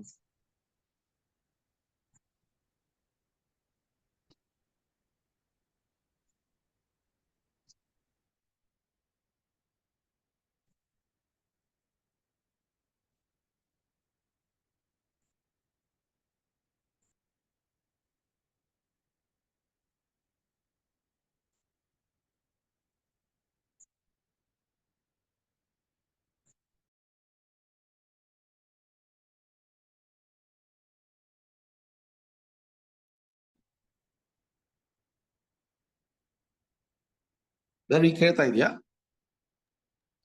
ಕೇಳ್ತಾ ಇದೆ ಬ್ರದರ್. ಥ್ಯಾಂಕ್ಸ್ ಸಾರಿ, ನಂದೇ ಏನೋ ಪ್ರಾಬ್ಲಮ್ ಇತ್ತು ಅನ್ಸುತ್ತೆ. ಓಕೆ. ಸೊ ಈಗ ಸಹೋದರರೇ 8ನೇ ಅಧ್ಯಾಯ 37ನೇ ವಚನ ಓದೋಣ. ಬ್ರದರ್ 37ನೇ ವಚನ ಇಲ್ಲ ಬ್ರದರ್. ಓಕೆ. ಸೊ ಇಲ್ಲಿ ಏನಕ್ಕೆ 37ನೇ ವಚನ ಇಲ್ಲ ಅಂದ್ರೆ, ಅದು ಈ ಒಂದು ಟ್ರಾನ್ಸ್ಲೇಷನ್ ಮಾಡುವಾಗ ಅದು ಸೇರಿಸಲ್ಪಟ್ಟಿರುವ ಒಂದು ವಚನವಾಗಿತ್ತು. ಅದರಿಂದಾನೇ ಕನ್ನಡ ಬೈಬಲ್ ಅಲ್ಲಿ ಅದನ್ನೇನ್ ಮಾಡ್ಬಿಟ್ರಿ, ಕರೆಕ್ಷನ್ ಮಾಡ್ಬಿಟ್ರು. ಅದಕ್ಕೆ ನಾನು ಒಂದು ವಿಷಯವನ್ನ ಹೇಳಿದೆ. ಸೊ 8:37 ಅನೇಕ ಇಂಗ್ಲಿಷ್ ಟ್ರಾನ್ಸ್ಲೇಷನ್ಸ್ ಅಲ್ಲಿ ಇದು ಹಂಗೆ ರಿಟೈನ್ ಮಾಡಿದ್ರು. ಆದ್ರೆ ಬರುವಂತ ಕನ್ನಡ ವರ್ಷನ್ಸ್ ಎಲ್ಲ ಲೇಟೆಸ್ಟ್ ಆಗಿ ಅವರು ಹಳೆ ಒಂದು ವಿಷಯಗಳನ್ನ ನೋಡುವಾಗ ಆ ಹಳೆ ಒಂದು ಇದರಲ್ಲಿ ಬರವಣಿಗೆಗಳಲ್ಲಿ ಈ 37ನೇ ವಚನ ಇರ್ಲಿಲ್ಲ. ಅದರಿಂದಾನೇ ಕನ್ನಡ ಬೈಬಲ್ ಅಲ್ಲಿ ವಿಶೇಷವಾಗಿ ಇದನ್ನ ತೆಗೆದ್ರು ಅಂತ ಕೂಡ ನೋಡ್ತೀವಿ. ಸೊ ಇಂಗ್ಲಿಷ್ ಅಲ್ಲಿ ಇದು ಏನಪ್ಪಾ ವಚನ ಅಂತ ನೋಡ್ಬೇಕಾದ್ರೆ ಇಂಗ್ಲಿಷ್ ಅಲ್ಲಿ ಇರೋದೇ ಫುಟ್ನೋಟ್ ಅಲ್ಲಿ ಇದೆ ಬ್ರದರ್, ಇದು ಅದೇನೆ, ಇದನ್ನೇ ನಾವು ತುಂಬಾ ಕೇರ್ಫುಲ್ ಆಗಿ ಸ್ಟಡಿ ಮಾಡುವಂತದ್ದು. ಸೊ ಅದರಲ್ಲಿ 37ನೇ ವಚನ ಇಂಗ್ಲಿಷ್ ಅಲ್ಲಿ ಹೆಂಗ್ ರೆಕಾರ್ಡ್ ಆಗಿದೆ ಅಂತ ನೋಡ್ಬೇಕಾದ್ರೆ ಯಾರಾದ್ರೂ ಓದ್ತೀರಾ? ಅದಕ್ಕೆ ಫಿಲಿಪ್ಪನು, ನೀನು ನಿನ್ನ ಹೃದಯ ಪೂರ್ವಕವಾಗಿ ನಂಬುವುದಾದರೆ ಆಗಬಹುದು ಎಂದು ಹೇಳಿದನು. ಅದಕ್ಕೆ ಅವನು ಪ್ರತ್ಯುತ್ತರವಾಗಿ, ಯೇಸು ಕ್ರಿಸ್ತನನ್ನು ದೇವಕುಮಾರನೆಂದು ನಾನು ನಂಬುತ್ತೇನೆ ಎಂದು ಹೇಳಿದನು. ನೋಡ್ರಿ, ಇದು ಸೇರಿಸಲ್ಪಟ್ಟಿರುವ ವಚನ ಅಂತ ಹೇಳಿದ್ರು ಕೂಡ ಇದ್ರಲ್ಲಿ ಒಂದು ಮಾಹಿತಿ ಏನ್ ನಮಗೆ ನಾವು ಸ್ವಲ್ಪ ನಾವು ತಗೋಬೇಕು ಅಂತ ನೋಡ್ಬೇಕಾದ್ರೆ, ಸಹೋದರರೇ, ಯೇಸು ಕ್ರಿಸ್ತನು ತಂದೆಯ ದೇವರ ಮಗನು ಅಂತ ಅಲ್ಲಿ ಆ ಒಂದು ಕಂಚಕಿ ಅರ್ಥ ಮಾಡ್ಕೊಂಡ್ರು ಅನ್ನೋದು ಕೂಡ ನಾವು ಸ್ವಲ್ಪ ವಿಷಯನ ನಾವು ಯೋಚನೆ ಮಾಡಿದ್ರೆ. ಯಾಕಂದ್ರೆ ಫಿಲಿಪ್ಪನು ಹೇಳಿರುವ ಸುವಾರ್ತೆಯಲ್ಲಿ ಯೇಸು ಕ್ರಿಸ್ತನು ಏನ್ರಿ ತಂದೆಯಾದ ದೇವರಲ್ಲ, ದೇವರ ಮಗನು ಅಂತ ಆ ಸುವಾರ್ತೆಯಲ್ಲಿ ನಿಜವಾಗ್ಲೂ ಅದನ್ನ ಹೇಳ್ಕೊಟ್ಟಿರ್ಬೇಕು ಅಲ್ವಾ? ಇದು ತುಂಬಾ ಮುಖ್ಯವಾದದ್ದು. ಈ ಒಂದು ವಿಷಯವನ್ನ ಇಷ್ಟು ಸ್ಪಷ್ಟವಾಗಿ ಆ ಕಂಚಕಿ ತಿಳ್ಕೊಂಡಿರ್ಬೇಕು ಅಂದ್ರೆ, ಈಗಿರುವ ಒಂದು ಕ್ರೈಸ್ತ ಸಮುದಾಯದ ಮಧ್ಯದಲ್ಲಿ ಈ ಒಂದು ವಿಷಯ ಎಷ್ಟು ತಪ್ಪರ್ಥವಾಗಿದೆ ಅಂತ ಕೂಡ ನಾವು ಆಲೋಚನೆ ಮಾಡೋದಿಕ್ಕೆ ಈ ವಚನ ಆ ರೀತಿಯಲ್ಲಿ ನಾವು ತಗೊಂಡಾಗ, ಸಹೋದರರೇ, ಯೇಸು ಕ್ರಿಸ್ತನು ದೇವರ ಮಗನು ಅಂತ ಎಷ್ಟೋ ಕ್ರೈಸ್ತರು ಅದನ್ನ ನಂಬಿಲ್ಲ ಅಥವಾ ಅದರ ಬಗ್ಗೆ ಒಂದು ಅರಿವಿಲ್ಲ ಅಂತ ನೋಡುವಾಗ ನಾವು ಈ ಒಂದು ವಿಷಯವನ್ನ ಅವ್ರನ್ನ ನಡೆಸುವಂತ ಜನರು ಆ ರೀತಿ ಯೇಸು ಸ್ವಾಮಿನ ನಾನಾ ಒಂದು ವಿಷಯವಾಗಿ ಅವ್ರಿಗೆ ತಿಳಿಸಿ ಅವ್ರನ್ನ ಒಂದು ಗೊಂದಲದಲ್ಲಿ ಇಟ್ಟಿರುವ ವಿಷಯ ಕೂಡ ನಾವು ನೋಡ್ಬೇಕಾಗಿದೆ ಸಹೋದರ. ಸರಿ, ಈಗ 38ನೇ ವಚನಕ್ಕೆ ಹೋಗೋಣ. 8:38. ಫಿಲಿಪ್ಪನು ಕಂಚುಕಿಯು ಇಬ್ಬರು ನೀರಿನೊಳಗೆ ಇಳಿದರು. ಫಿಲಿಪ್ಪನು ಅವನಿಗೆ ದೀಕ್ಷಾ ಸ್ನಾನ ಮಾಡಿಸಿದನು. ಸರಿ. ಸೊ ಇಲ್ಲಿ ಒಂದು ಘಟನೆ ಅಥವಾ ಒಂದು ವಿಷಯ ನಡೀತದೆ. ಸೊ ನಾವು ನೋಡ್ಕೊ ಬರ್ತಾ ಇದೀವಿ ಯಾವ ರೀತಿ ವಿಷಯಗಳು ಇಲ್ಲಿ ಬರ್ತಾ ಇದೆ ಅಂತ. ಇಲ್ಲಿ 38ನೇ ವಚನ ನಾವು ನೋಡುವಾಗ ಆ ಒಂದು ರಥವನ್ನ ಈಗ ಆ ಕಂಚಕಿಯು ನಿಲ್ಲಿಸಕ್ಕೆ ಹೇಳ್ತಾರೆ. ಯಾಕೆ ಅಂದ್ರೆ ಆ ನೀರಿನ ಒಂದು ಜಾಗ ಅಲ್ಲಿದೆ. ಸೊ ಇಬ್ರು ಇಳಿದು, ಫಿಲಿಪ್ಪ ಮತ್ತೆ ಆ ಕಂಚಕಿ ಇಳಿದು ಆ ಒಂದು ನೀರಿನ ಬಳಿಯಲ್ಲಿ ಹೋಗಿ ಇಬ್ರು ಏನಾಗ್ತಾರ್ರಿ, ಆ ನೀರಿನೊಳಗೆ ಇಳಿದು ಫಿಲಿಪ್ಪ ಅಲ್ಲಿ ದೀಕ್ಷಾ ಸ್ಥಾನ ಕೊಡುವಂತ ಒಂದು ವಿಷಯ ನಮಗೆ ಮಾಹಿತಿಯನ್ನ ಸತ್ಯವೇದದಲ್ಲಿ ನಮಗೆ ರೆಕಾರ್ಡ್ ಆಗಿರೋದನ್ನ ನೋಡ್ತೀವಿ ಸಹೋದರರೇ. ಸೊ ಇದು ಈ ಒಂದು ವಚನದಲ್ಲಿ ನಾವು ಏನೆಲ್ಲ ನಾವು ಯೋಚನೆ ಮಾಡಬೇಕು ಅಂತ ನೋಡ್ಬೇಕಾದ್ರೆ, ಒಂದು ಏನಂದ್ರೆ, ಈ ರಥವನ್ನ ಆ ಕಂಚುಕಿ ಓಡಿಸ್ತಾ ಇರ್ಲಿಲ್ಲ, ಆತನ ಜೊತೆ ಬಂದಂತ ಸೇವಕರು ಈ ರಥವನ್ನ ಓಡಿಸ್ತಾ ಇದ್ರು ಅಂತ ನಮಗೆ ಏನಾಗ್ತಾ ಇದ್ರಿ ಮಾಹಿತಿ ಸಿಗ್ತಾ ಇದೆ. ಯಾಕೆ ಅಂದ್ರೆ ಆ ಕಂಚುಕಿಯು ತುಂಬಾ ಒಂದು ದೊಡ್ಡ ಸ್ಥಾನದಲ್ಲಿದ್ದಂತ ಒಂದು ವ್ಯಕ್ತಿ. ಅದರಿಂದ ಆತನಿಗೆ ಆಳುಗಳು ಅಲ್ಲಿದ್ರು. ಎಷ್ಟು ಜನ ಆಳುಗಳು ಅಂತ ಗೊತ್ತಿಲ್ಲ, ಆದ್ರೆ ಆ ಒಂದು ರಥವನ್ನ ಸವಾರಿ ಮಾಡೋದಿಕ್ಕೆ ಅಥವಾ ರಥವನ್ನ ಓಡಿಸೋದಿಕ್ಕೆ ಒಬ್ಬ ಆಳು ಇದ್ದಿರ್ಬೇಕು. ಆ ಆಳಿಗೆ ಈಗ ಕಂಚಕಿ ಒಂದು ಆಜ್ಞೆಯನ್ನ ಕೊಡ್ತಾರೆ, ಅದನ್ನ ನೀನು ಏನ್ ಮಾಡು, ನಿಲ್ಲಿಸು ಅಂತ ಹೇಳುವಂತ ವಿಷಯ ಸಹೋದರರೇ. ಇದು ಒಂದು ಮಾಹಿತಿ. ಎರಡನೇ ಒಂದು ಮಾಹಿತಿ ಏನು ಅಂತ ನೋಡ್ಬೇಕಾದ್ರೆ, ಇಲ್ಲಿ ಫಿಲಿಪ್ಪನು ಮತ್ತೆ ಆ ಕಂಚುಕಿ ನೀರೊಳಗೆ ಇಳಿದು ಫಿಲಿಪ್ಪನು ದೀಕ್ಷಾಸ್ಥಾನ ಕೊಡುವಂತ ಒಂದು ವಿಷಯ. ಓಕೆನಾ? ಸೊ ಇದನ್ನ ನಾವು ನೋಡ್ಬೇಕಾದ್ರೆ ಸಹೋದರರೇ, ನಾವು ನೋಡ್ಬೇಕಾದ್ರೆ ಈ ಒಂದು ದೀಕ್ಷಾಸ್ಥಾನವನ್ನ ಫಿಲಿಪ್ಪನು ಕೊಟ್ರು. ಈ ಫಿಲಿಪ್ಪನು ದೀಕ್ಷಾಸ್ಥಾನವನ್ನ ಕೊಡುವಾಗ ಸಹೋದರರೇ, ಫಿಲಿಪ್ಪನು ಬಂದು ನಾವು ಹಿಂದೆ ಇರುವಂತ ಒಂದು ಮಾಹಿತಿಗಳನ್ನ ನಾವು ನೋಡುವಾಗ, ಫಿಲಿಪ್ಪನು ಅನೇಕ ಜನಕ್ಕೆ ಅಲ್ಲಿ ಏನ್ ಮಾಡಿದ್ರಂತೆ, ಅಲ್ಲಿ ದೀಕ್ಷಾಸ್ಥಾನವನ್ನ ಕೊಟ್ರು. ಇದಕ್ಕಿಂತ ಮುಂಚೆ ಇರುವಂತ ಪಾಠಗಳನ್ನ ನಾವು ನೋಡಿದ್ವಿ. ಫಿಲಿಪ್ಪನು ಸುವಾರ್ತೆಯನ್ನ ಹೇಳಿ ಅಲ್ಲಿ ಅದನ್ನ ನಂಬುದವರಿಗೆ ದೀಕ್ಷಾಸ್ಥಾನವನ್ನ ಕೊಟ್ರು ಅಂತ ನಮ್ಗೆ ಮಾಹಿತಿ ಇದೆ. ಆದ್ರೆ ಅಲ್ಲಿ ಒಂದು ವಿಷಯವನ್ನ ನಾವು ಓದಿದ್ವಿ. ಏನು ಅಂದ್ರೆ, ದೀಕ್ಷಾಸ್ಥಾನವನ್ನ ಪಡ್ಕೊಂಡ್ರು ಕೂಡ ಅವ್ರಿಗೆ ಪವಿತ್ರಾತ್ಮವು ಕೊಡಲ್ಪಟ್ಟಿಲ್ಲ ಅನ್ನುವ ಒಂದು ವಿಷಯವನ್ನ ನಾವು ಓದಿದ್ವಿ ಅಲ್ಲಿ, ಅಲ್ವಾ? ಸೊ ಅದಕ್ಕೆ ಪೇತ್ರನು ಮತ್ತು ಯೋಹಾನನು ಸಮಾರ್ಯ ಪಟ್ಟಣಕ್ಕೆ ಬಂದು ಆ ಪವಿತ್ರಾತ್ಮವನ್ನ ಅವರ ಮೂಲಕ ಅಲ್ಲಿ ಇರುವಂತ ಭಕ್ತರು ಪಡ್ಕೊಳ್ಳುವ ಒಂದು ಸಂಗತಿಯನ್ನ ನಾವಾಗ್ಲೇ ಓದಿದೀವಿ. ಇದು ನಮ್ಮ ಮನಸ್ಸಿಗೆ ಬರ್ಬೇಕೀಗ. ಒಂದು ಪ್ರಶ್ನೆ ಬರ್ಬೇಕಲ್ವ ನನಗೆ. ಸೊ ಇಲ್ಲಿ ಯಾವುದು ಅಂದ್ರೆ, ಅಪೊಸ್ತಲರ ಕ್ರಿಯೆಗಳಲ್ಲಿ 8ನೇ ಅಧ್ಯಾಯ 12ನೇ ವಚನವನ್ನ ನಾವು ನಮ್ಮ ಜ್ಞಾಪಕಕ್ಕೆ ತಂದ್ರೆ, ನಾನು ಹೇಳಿದಂತ ಈ ವಿಷಯ ನಮ್ಗೆ ಅರ್ಥ ಆಗತ್ತೆ. ಅಪೊಸ್ತಲರ ಕ್ರಿಯೆಗಳು 8ನೇ ಅಧ್ಯಾಯ 12ನೇ ವಚನ. ಆದರೆ ಫಿಲಿಪ್ಪನು ದೇವರ ರಾಜ್ಯದ ವಿಷಯದಲ್ಲಿಯೂ ಯೇಸುಕ್ರಿಸ್ತನ ಹೆಸರಿನ ವಿಷಯದಲ್ಲಿಯೂ ಶುಭ ವರ್ತಮಾನವನ್ನು ಸಾರಲು ಗಂಡಸರು ಹೆಂಗಸರು ನಂಬಿ ದೀಕ್ಷಾ ಸ್ನಾನ ಮಾಡಿಸಿಕೊಂಡರು. ಸೊ ಇದನ್ನ ನಾವು ಓದಿದ್ವಿ ಅಲ್ವಾ? ಇಲ್ಲೂ ಫಿಲಿಪ್ಪನು ದೀಕ್ಷಾಸ್ಥಾನ ಕೊಟ್ರು. ಆದ್ರೆ ನೀವು 17 ತನಕ ಓದ್ ನೋಡಿ ಈ ಪಾಠ ಆದ ನಂತರ, ಅಲ್ಲಿ ಫಿಲಿಪ್ಪನು ಆ ದೀಕ್ಷಾಸ್ಥಾನ ಕೊಟ್ರು ಕೂಡ ಪೇತ್ರನು ಮತ್ತೆ ಅಪೊಸ್ತಲರಾದ ಪೇತ್ರನು ಮತ್ತೆ ಯೋಹಾನನು ಬಂದು ಅವರಿಗೆ ಅವರ ಮೇಲೆ ಕೈ ಇಟ್ಟು ಪ್ರಾರ್ಥನೆ ಮಾಡುವಾಗ ಮಾತ್ರ ದೇವರ ಪವಿತ್ರಾತ್ಮವನ್ನ ಅನುಗ್ರಹವನ್ನ ಪಡ್ಕೊಂಡ್ರು ಅಂತ 17 ತನಕ ಓದಿದ್ರೆ ನಮ್ಗೆ ಅರ್ಥ ಆಗ್ತಾ ಇದೆ. ಸೊ ಹಂಗಿರುವಾಗ ಇಲ್ಲಿ ಈಗ ಫಿಲಿಪ್ಪನು ದೀಕ್ಷಾಸ್ಥಾನವನ್ನ ಕೊಟ್ಟ ನಂತರ ಈ ಒಂದು ಕಂಚುಕಿಗೆ ಪವಿತ್ರಾತ್ಮವನ್ನ ಕೊಡೋದಿಕ್ಕೆ ಯಾರು ಬರ್ಬೇಕಾಗಿತ್ತು ಅಂತ ನೋಡ್ಬೇಕಾದ್ರೆ, ಒಂದು ಸಾಧಾರಣವಾದ ಪ್ರಶ್ನೆ ಹಾಕಿದ್ರೆ ಅಲ್ಲಿ ಅಪೊಸ್ತಲರುಗಳು ಬರಬೇಕಾಗಿತ್ತು ಅಂತ ನಮಗೇನಾಗುತ್ತೆ, ಒಂದು ಯೋಚನೆ ಆಗತ್ತೆ. ಆದ್ರೆ ಸಹೋದರರೇ, ಅಲ್ಲಿ ವಿಷಯವನ್ನ ಮಾಹಿತಿ ನಮ್ಗೆ ಇಲ್ಲ. ನಾವು 8ನೇ ಅಧ್ಯಾಯ 14ರಿಂದ 17 ಓದುವಾಗ ಈ ಒಂದು ಮಾಹಿತಿನ ನಾವು ತಗೊಂಡಿದ್ವಿ.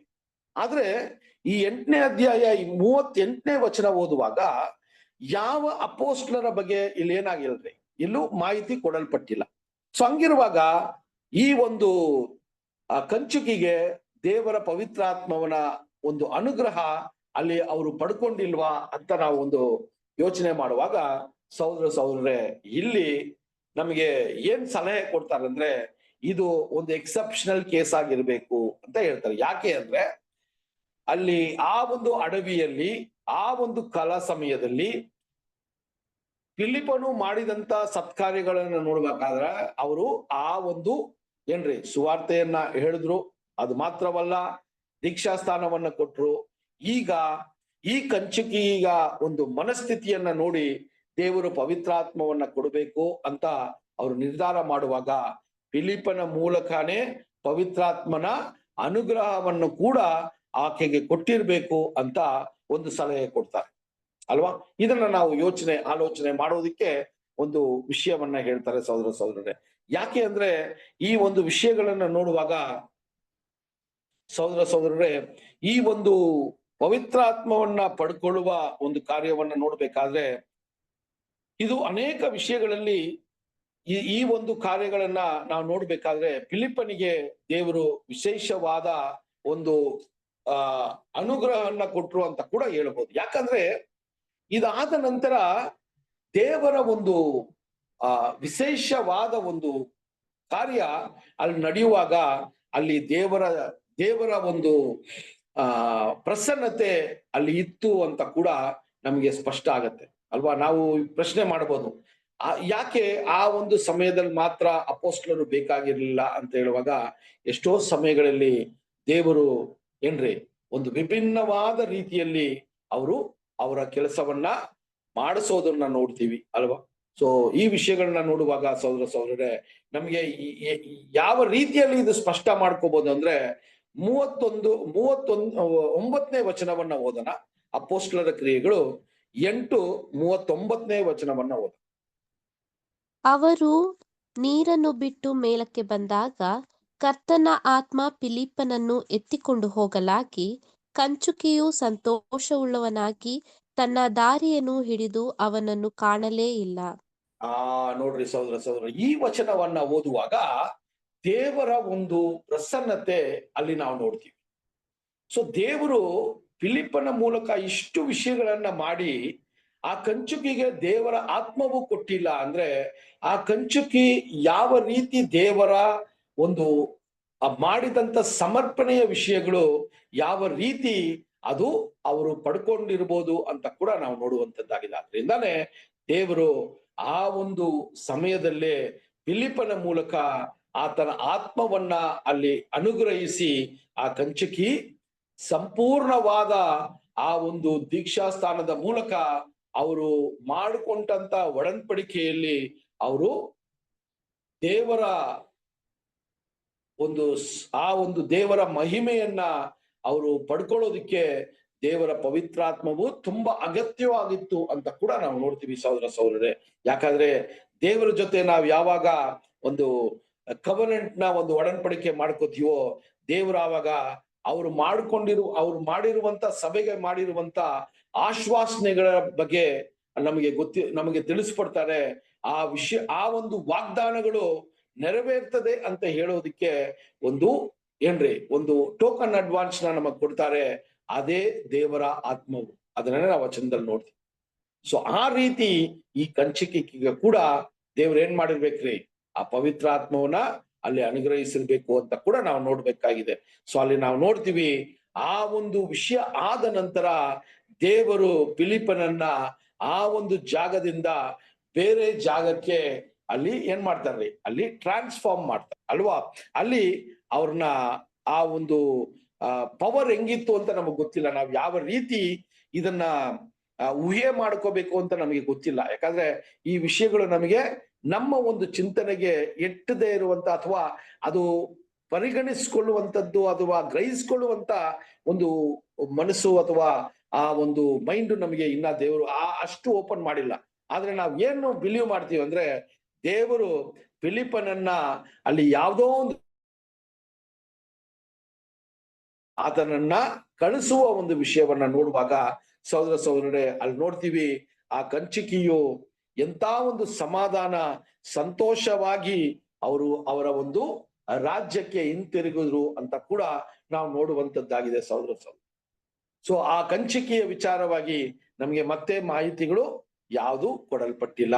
ಆದ್ರೆ ಇಷ್ಟು ಒಂದು ಛಲದಿಂದ ಅಥವಾ ದೇವರನ್ನ ಇಷ್ಟು ನಂಬಿ ಆ ಒಂದು ಫಿಲಿಪ್ಪನ ಆ ಒಂದು ಸುವಾರ್ತೆಯನ್ನ ಕೇಳಿ ಆ ಕಂಚುಕಿ ಎಷ್ಟು ಧೈರ್ಯವಾಗಿ ದೀರ್ಘವಾಗಿ ಆ ಒಂದು ಚಿಕ್ಕ ಒಂದು ಕಾಲ ಸಮಯದಲ್ಲೇ ಅವರು ಸಮರ್ಪಣೆ ಮಾಡಬೇಕು ಅನ್ನುವ ಒಂದು ಮನಸ್ಸು ಬರ್ತದಲ್ಲ ಅವ್ರಿಗೆ, ಅದನ್ನೇ ದೇವರು ನೋಡಿರೋದು ಸಹೋದರ. ಅವರ ಸ್ಥಾನಮಾನ ಅಲ್ವಾ, ಅವರ ಐಶ್ವರ್ಯವಂತಿಕೆ, ಅವ್ರು ಏನೆಲ್ಲ ಈಗ ಬಿಡ್ಬೇಕು, ಏನೆಲ್ಲ ತಿದ್ದುಪಡಿ ಮಾಡ್ಕೋಬೇಕು, ಯಾವ ರೀತಿ ದೇವರಿಗೋಸ್ಕರ ಸಂಪೂರ್ಣವಾದ ಒಂದು ಸಮರ್ಪಣೆಯ ಮಾಡಬೇಕು ಅಂತ ಅವ್ರು ಎಷ್ಟು ಆಲೋಚಿಸಿ ಆ ಒಂದು ನಿರ್ಧಾರವನ್ನ ತಗೊಂಡಿರ್ಬೇಕು ಅಂತ ಕೂಡ ನಾವು ಯೋಚನೆ ಮಾಡ್ಬೇಕು ಅಲ್ವಾ ಸಹೋದರರೇ. ಅದರಿಂದ ಅವರು ದೇವರ ವಾಕ್ಯವನ್ನ ಸತ್ಯವನ್ನ ಬೆಳಕನ್ನ ಕಂಡುಕೊಂಡಿರೋ ತಕ್ಷಣ ಅವರ ಒಂದು ನಿರ್ಧಾರ ಹೆಂಗಿತ್ತು ಅಂದ್ರೆ, ನನಗೆ ಬರುವಂತ ಒಂದು ವಿಷಯಗಳು ಏನಾದ್ರೂ ಆಗಿರ್ಲಿ, ಈಗ ನಾನು ಈ ಒಂದು ನಿರ್ಧಾರವನ್ನ ತಗೋತೀನಿ ಅಂತ ಅವರು ಇಮ್ಮಿಡಿಯೇಟ್ ಆಗಿ ಆ ನಿರ್ಧಾರ ತಗೊಂಡ್ರು.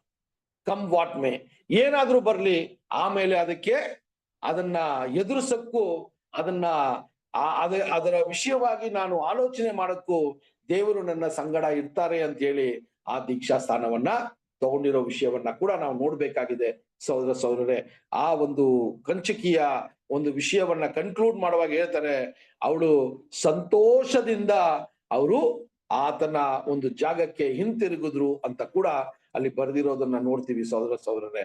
ಈಗ ಮತ್ತೆ ಫಿಲಿಪ್ಪನ ವಿಷಯವಾಗಿ ಮಾತನಾಡುವಾಗ ದೇವರು ಆತನ ಭಕ್ತರು ಯಾವಾಗ ದೇವರ ಕೆಲಸದಲ್ಲಿ ತುಂಬಾ ಅತಿ ಹೆಚ್ಚಾದ ಒಂದು ರೀತಿಯಲ್ಲಿ ಅವರು ನಡೀತಾರೋ ಆವಾಗ ದೇವರು ಎಂತ ಒಂದು ವಿಷಯಗಳನ್ನ ಮಾಡ್ತಾರೆ ಅಂದ್ರೆ ಅವ್ರಿಗೆ ಇನ್ನೂ ಒಂದಷ್ಟು ಜವಾಬ್ದಾರಿಗಳನ್ನ ಕೊಟ್ಟು ದೇವರ ಸುವಾರ್ತೆಯನ್ನ ಸಾರೋದಿಕ್ಕೆ ಅವ್ರಿಗೆ ಸಮಯಗಳನ್ನ ಕಾಲಗಳನ್ನ ಅವರ ಒಂದು ಆತ್ಮವನ್ನ ಕೊಟ್ಟು ಅವ್ರು ನಡೆಸ್ತಾರೆ ಅನ್ನೋದಕ್ಕೆ ಇಲ್ಲಿ ಫಿಲಿಪ್ಪನು ನಮ್ಗೆ ಒಳ್ಳೆಯ ಒಂದು ಉದಾಹರಣೆಯಾಗಿದ್ದಾರೆ. ಎಷ್ಟೋ ಸರಿ ನಾವು ಸತ್ಯವೇದದಲ್ಲಿ ತುಂಬಾ ಪ್ರಬಲವಾದ ವ್ಯಕ್ತಿಗಳ ಒಂದು ಜೀವನ ಚರಿತ್ರೆಯನ್ನ ಓದ್ತೀವಿ. ಆದ್ರೆ ಇಂಥ ವ್ಯಕ್ತಿಗಳು ಎಲ್ಲೂ ಸುಮಾರು ಕಡೆ ಮಾತನಾಡೋದಕ್ಕಿಲ್ಲ ನಾವು, ಅಥವಾ ಅವರ ಮೇಲೆ ಗಮನ ಇಲ್ಲ, ಅಥವಾ ಅವರು ಏನ್ರಿ ಅನ್ಸಂಗ್ ಹೀರೋಸ್ ಅಂತ ಹೇಳ್ತೀವಿ ಅಲ್ವಾ. ಯಾವುದೇ ಹೊಗಳಿಕೆ ಇಲ್ಲದೆ ಇರುವಂತ ಒಂದಷ್ಟು ವ್ಯಕ್ತಿಗಳು ಅದರಲ್ಲಿ ಇವರು ಒಬ್ರು ಅಂತ ಕೂಡ ನಾವು ನೋಡುವಂತದ್ದಾಗಿದೆ.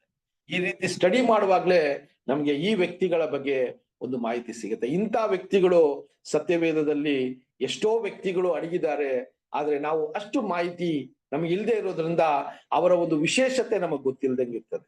ಆದ್ರೆ ಈ ವ್ಯಕ್ತಿಯ ಬಗ್ಗೆ ಮಾತನಾಡುವಾಗ ಇದು ನೋಡಿ, ನೆಕ್ಸ್ಟ್ ಮಿಷನ್ಗೆ ದೇವರು ಅವ್ರನ್ನ ಹೆಂಗೆ ಯೂಸ್ ಮಾಡ್ತಾರೆ ಅಂತ ನೋಡ್ಬೇಕಾದ್ರೆ 8:40 8ನೇ ಅಧ್ಯಾಯ 40ನೇ ವಚನವನ್ನ ಓದ.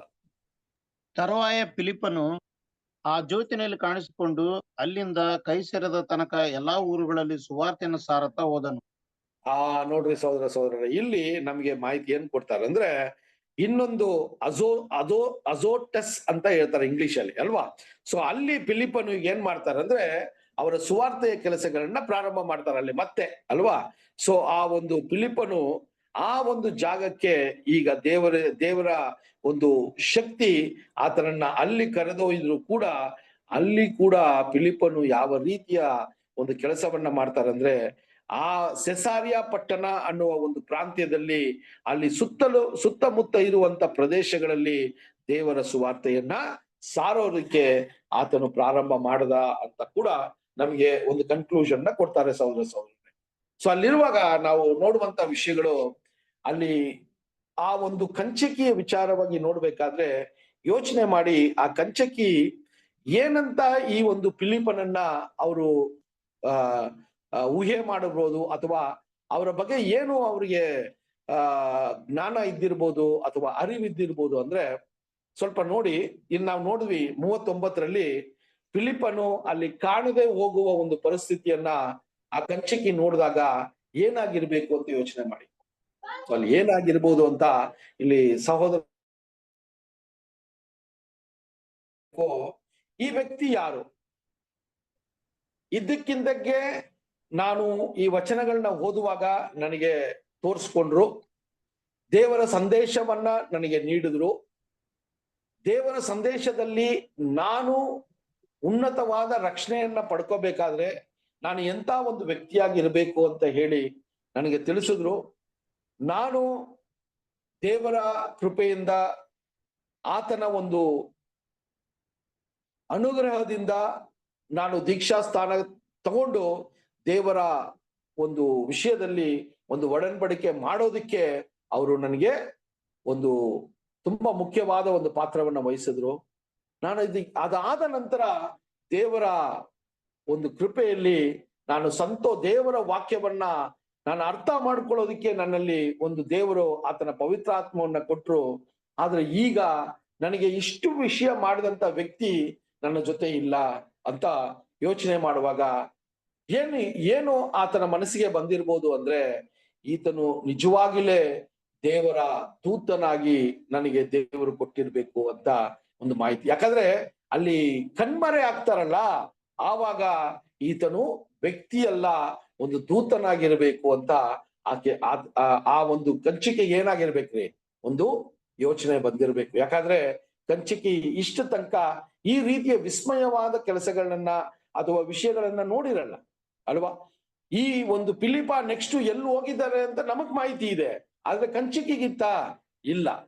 ಹಂಗಿರುವಾಗ ಈ ಕಂಚಕಿ ಏನ್ ಯೋಚನೆ ಮಾಡಿರ್ಬೇಕಾದ್ರೆ ಇದು ದೇವರು ನನಗೋಸ್ಕರ ಕಳಿಸಿರುವಂತ ದೂತನಾಗಿರ್ಬೇಕು ಅಂತ ಒಂದು ಆಲೋಚನೆ ಆಕೆಗೆ ಬಂದಿರ್ಬೇಕು ಅಂತ ಕೂಡ ನಾವು ನೋಡ್ತೀವಿ ಸಹೋದರ. ಸೊ ಇಂಥ ವಿಷಯಗಳನ್ನ ನಾವು ನೋಡ್ಬೇಕಾದ್ರೆ ನಾವು ಇಷ್ಟು ವಚನಗಳನ್ನ ನೋಡ್ರಿ, 35ರಿಂದ ನಾವು 40 ವಚನ, 5 ವಚನ ಮಾತ್ರ ಓದಿದ್ವಿ. ಅದಕ್ಕೆ ಒಂದಷ್ಟು ವಿಷಯಗಳನ್ನ ದೇವರು ನಮಗೆ ತಿಳಿಸ್ಕೊಡ್ತಾ ಇದ್ದಾರೆ. ಆದ್ರೆ ಎಷ್ಟೋ ಸರಿ ನಾವು ಈ 5 ವಚನಗಳನ್ನ 1 ನಿಮಿಷದಲ್ಲಿ ಓದಿ ನಾವು ಪಾಸ್ ಆಗ್ತೀವಿ ಅಲ್ವಾ. ಸೊ ಸ್ಟಡಿ ಅಂದ್ರೆ ಇದು ದೇವರು ನಮಗೆ ಕೊಟ್ಟಿರುವಂತ ತುಂಬಾ ಮುಖ್ಯವಾದ ಒಂದು ವಿಷಯಗಳು. ಒಂದೊಂದು ವಾಕ್ಯದಲ್ಲೂ ಎಷ್ಟೋ ಕಾರ್ಯಗಳು ಅಡಗಿದೆ. ಇಷ್ಟು ನಾವು ಮಾತನಾಡಿದ್ದು ಏನ್ರಿ, ಇದು ಸಂಪೂರ್ಣತೆ ಅಲ್ಲ. ನಾವು ಈ ಒಂದು ಬೆಳವಣಿಗೆಗೆ ಇದನ್ನ ನಾವು ಸ್ಟಡಿ ಮಾಡುವಾಗ ಇಷ್ಟು ಮಾಹಿತಿಯನ್ನ ದೇವರು ಕೊಡ್ತಾರೆ. ಅದೇ ರೀತಿಯಲ್ಲಿ ನಾವು ದಿನ ದಿನ ದೇವರಲ್ಲಿ ಬೆಳೀತಾ ಇದ್ರೆ ಇನ್ನ ಒಂದಷ್ಟು ಬೆಳಕನ್ನ, ಇನ್ನ ಒಂದಷ್ಟು ಬಾವಿಯಲ್ಲಿ ಯಾವ ರೀತಿ ನೀರನ್ನ ನಾವು ಸೇದಿ ಕುಡಿತೀವೋ ಆ ರೀತಿ ದೇವರ ವಾಕ್ಯಗಳು ಕೂಡ ನಮಗೆ ಇನ್ನೂ ಹೆಚ್ಚಾದ ಒಂದು ಬೆಳಕನ್ನ ಕೊಟ್ಟು ಇದೇ ವಚನಗಳನ್ನ ನಾವು ಇನ್ನ ಶ್ರದ್ಧೆಯಿಂದ ಅಥವಾ ಇನ್ನ ಗಮನವನ್ನ ಕೊಟ್ಟು ಓದ್ಬೇಕಾದ್ರೆ ಅದು ಇನ್ನ ಒಂದು ಒಳ್ಳೆಯ ಒಂದು ವಿಷಯಗಳನ್ನ ನಾವು ಯೋಚನೆ ಮಾಡಕ್ಕೆ ದೇವರು ಕೃಪೆ ಮಾಡ್ತಾರೆ. ಅದೇ ದೇವರ ಒಂದು ವಿಶೇಷವಾದ ಒಂದು ಕಾರ್ಯಗಳು ಸಹೋದರರೇ. ಆ ರೀತಿಯಲ್ಲಿ ಆ ಕಂಚುಕಿಯ ವಿಚಾರವಾಗಿ ಹೋದ ವಾರ ಪ್ರಾರಂಭ ಮಾಡಿದ್ವಿ. ಈ ವಾರ ಕೂಡ ಆ ವಿಷಯಗಳನ್ನ ನಾವು ನೋಡಿ ಆ ಕಂಚುಕಿಯ ಒಂದು ಜೀವನ ನಾವು ಅದಾದ ನಂತರ ಹೆಂಗಿರ್ಬೇಕು ಅಂತಾನೆ ನಾವು ಒಂದು ಊಹೆ ಮಾಡಿಕೊಂಡ್ರೆ ಇಷ್ಟೆಲ್ಲ ಆಗಿರ್ಬೋದು ಅಂತ ಕೂಡ ನಮಗೆ ಯೋಚನೆ ಮಾಡೋದಕ್ಕೆ ಆ ದೇವರ ವಾಕ್ಯಗಳು ನಮಗೆ ಕೊಟ್ಟಿದೆ. ಯಾಕಂದ್ರೆ ಸಹೋದರರೇ, ಈ ಒಂದು ಕಂಚುಕಿಯ ವಿಚಾರದಲ್ಲಿ ದೇವರು ಆತನ ಪ್ರಸನ್ನತೆಯನ್ನ ತೋರಿಸಿದ್ರಲ್ಲ, ಅದೇ ತುಂಬಾ ಮುಖ್ಯ. ಫಿಲಿಪ್ಪನನ್ನ ಅಲ್ಲಿ ಪ್ರೇರಣೆ ಮಾಡಿದ್ರು. ಫಿಲಿಪ್ಪನು ಮಾತನಾಡೋದಕ್ಕೆ, ದೇವರ ಸಂಪೂರ್ಣವಾದ ಯೋಜನೆಯನ್ನ ಹೇಳೋದಿಕ್ಕೆ ಆತನಿಗೆ ಪವಿತ್ರಾತ್ಮನ ಶಕ್ತಿಯನ್ನ ಕೊಟ್ರು. ಅದಾದ ನಂತರ ಆ ಒಂದು ಕಂಚುಕಿ ದೀಕ್ಷಾ ದೇವರಿಗೆ ಸಮರ್ಪಣೆ ಮಾಡೋದಿಕ್ಕೆ ಆತನಿಗೆ ಏನ್ ಮಾಡಿದ್ರಿ, ಒಂದು ಮನಸ್ಸನ್ನ ಕೊಟ್ರು. ಅದು ಏನೇ ಆದ್ರೂ ಕೂಡ ಬರುವಂತ ಒಂದು ಕಷ್ಟ ನಷ್ಟಗಳನ್ನ, ಸಂಕಷ್ಟಗಳನ್ನ ನಾನು ಎದುರಿಸಕ್ಕೆ ತಯಾರ ಅಂತ ಹೇಳಿ ಒಂದೇ ಮಾತಲ್ಲಿ ಆ ನಿರ್ಧಾರವನ್ನ ತಗೊಂಡು ಅವರು ನಡೆದ್ರು. ಇದೆಲ್ಲ ನೋಡುವಾಗ ಸಹೋದರರೇ, ನಾವು ತುಂಬಾ ಮುಖ್ಯವಾಗಿ ಈ ಒಂದು ಕಂಚುಕಿಯ ವಿಚಾರದಲ್ಲಿ ನಾವು ನೋಡುವಂಥದ್ದು ಅನೇಕ ವಿಷಯಗಳಿದೆ. ನೀವು ಕೂಡ ಮತ್ತೆ ಈ 5 ವಚನಗಳನ್ನ ಬೆಳಕಾಕ್ರಿ. ಬರುವಂತ ಒಂದು ಚಾಪ್ಟರ್ 9ನೇ ಒಂದು ಚಾಪ್ಟರ್ನ ಅಧ್ಯಾಯವನ್ನ ನಾವು ಓದುವಾಗ ಒಂದು ನೂತನವಾದ ಅಥವಾ ಒಂದು ಹೊಸ ವಿಷಯವನ್ನ ಅಥವಾ ನಾವು ಓದಿರುವಂತ ವಿಷಯದಲ್ಲಿ ಸೌಲನ ಬಗ್ಗೆ ಈಗ ಒಂದು ಮಾಹಿತಿಯನ್ನ ಕೊಡ್ತಾರೆ. ಸೌಲನು ಅಥವಾ ಈಗ ಇರುವಂತ ಪೌಲ್ ಅಂತ ನಾವು ಯಾರನ್ನ ನಾವು ತುಂಬಾ ಗೌರವ ಮಾಡ್ತೀವೋ ಅವರು ಸೌಲಾಗಿ ಇದ್ದಾಗ ಸಭೆಗೆ ಯಾವ ರೀತಿ ಅಥವಾ ಆ ಒಂದು ಆದಿ ಸಭೆಯಲ್ಲಿ ಯಾವ ರೀತಿ ಕ್ರೈಸ್ತರಿಗೆ ಅವರು ಕ್ರೈಸ್ತರ ಜೊತೆ ನಡ್ಕೊಂಡ್ರು ಅಂತ 9ನೇ ಅಧ್ಯಾಯ 1ನೇ ವಚನದಿಂದ ದೇವರ ಕೃಪೆ ಇದ್ರೆ ಬರುವಂತ ಒಂದು ವಾರದಲ್ಲಿ ಈ ಒಂದು ಹೊಸ ಒಂದು ವಿಷಯವನ್ನ ನಾವು ನೋಡೋಣ. ಯಾಕಂದ್ರೆ ಒಂದೊಂದು ವಿಷಯವನ್ನ ನಿಧಾನಕ್ಕೆ ನೋಡ್ಕೊಂಡು ಹೋದಾಗ ನಮಗೇನ್ರಿ, ಆ ಕಂಚುಕಿ ಅಂದ್ರೆ ಆಕೆಯ ಬಗ್ಗೆ ಒಂದು ವಿಚಾರ ಸಿಕ್ತೀಗ. ಆ ಕಂಚುಕಿ ಅಂತ ನೆಕ್ಸ್ಟ್ ಟೈಮ್ ಎಲ್ಲಾದ್ರೂ ನಾವು ಫಿಲಿಪ ಮತ್ತೆ ಕಂಚುಕಿಯನ್ನು ನೋಡುವಾಗ ಅನೇಕ ಮಾಹಿತಿ ನಮ್ಗೆ ಇವತ್ತು ದೇವರು ಕೊಟ್ರಲ್ಲ, ಅವರ ಭಕ್ತರ ಮೂಲಕ ನಮ್ಗೆ ಅನೇಕ ವಿಚಾರಗಳನ್ನ ಕೊಟ್ರು. ಅದನ್ನ ಮತ್ತೆ ನಮ್ಮ ಮನಸ್ಸಿಗೆ ತಂದ್ಕೊಳಕ್ಕೆ ಒಂದೊಂದು ಒಂದೊಂದು ಸೀನ್ ತರ ಅಥವಾ ಒಂದೊಂದು ಘಟನೆಗಳನ್ನ ನಮ್ಮ ಮನಸ್ಸಿಗೆ ನಾವು ತಂದ್ಕೊಂಡ್ರೆ ನಾವು ಯಾವಾಗ್ಲೂ ಅದನ್ನ ಜ್ಞಾಪನ ಮಾಡ್ಕೊಳಕ್ಕೆ ಸಾಧ್ಯ ಆಗತ್ತೆ ಅಲ್ವಾ. ಸೊ ಅದರಿಂದ ದೇವರ ಚಿತ್ತ ಇದ್ರೆ ನಾವು ಬರೋ ವಾರದಲ್ಲಿ ಸೌಲು ಯಾವ ರೀತಿ ಪೌಲಾಗಿ ಮಾರ್ಪಡೆ ಆದ್ರು, ಸೊ ದೇವರು ಯಾವ ರೀತಿ ಆದಿಸಭೆಯಲ್ಲಿ ಸೌಲನ್ನ ಅಲ್ಲಿ ಅವರು ಆರಿಸ್ಕೊಂಡ್ರು ಅನ್ನುವ ಒಂದು ಘಟನೆನೆ ನಾವು ನೋಡೋಣ. ದೇವರು ಈ ವಾಕ್ಯಗಳನ್ನ ಆಶೀರ್ವದಿಸ್ಲಿ. ನಾವು ಈ ದಿನ ಕೂಡ ಈ ಒಂದು ಪ್ರಾರ್ಥನೆಯ ಮೂಲಕ ಈ ಒಂದು ಕೂಟವನ್ನ ನಾವು ಮುಕ್ತಾಯಗೊಳ್ಳೋಣ. ನಮ್ಮ ಮಧ್ಯದಲ್ಲಿರುವಂತ ಸಹೋದರ ರವಿ ಬ್ರದರು ಪ್ರಾರ್ಥನೆ ಮೂಲಕ ಈ ಒಂದು ದಾವಣಗೆರೆ ಬ್ರದರು